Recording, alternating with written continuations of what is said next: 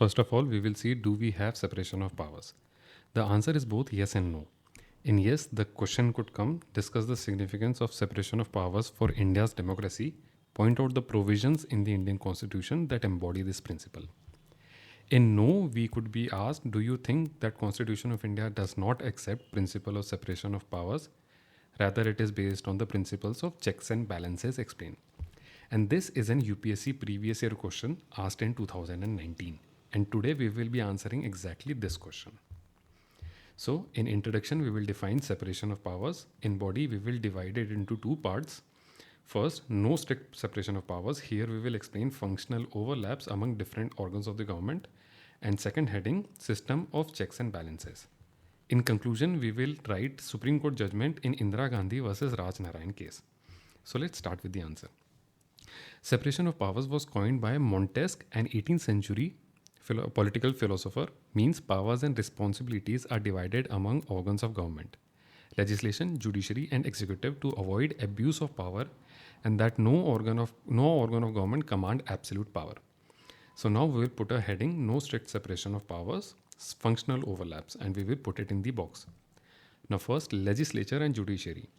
Legislation exercises judicial powers in cases of breach of privileges, impeachment, and removal of judges. Judiciary acts like legislature while conducting rules regarding to disposal of their cases. Now second, executive and legislation. Council of Ministers are members of the legislature, and governor and president can pass ordinance that has the same effect of any law of any assembly. Now third, executive and judiciary. Now tribunals and other quasi-judicial bodies are the part of executives who discharge judicial functions. Now next heading will be checks and balances. Now first, checks on judiciary. Supreme Court and High Court judges are appointed by the executives, and judges may be removed from the office by impeachment process by parliament. Second, checks on executive. The Council of Ministers is collectively responsible to the House of People and can be removed by no confidence motion by the parliament. Now third, checks on legislation.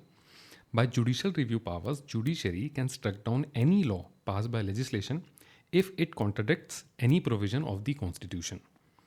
Now, in conclusion, we will write Supreme Court in Indira Gandhi versus Raj Narayan case 1975 said that separation of powers in India is only in the broad sense. Strict separation, like USA, is not applicable in India. Now, all this answer we have completed in just 224 words. This was a 250 words answer, and we have completed it within the word limit.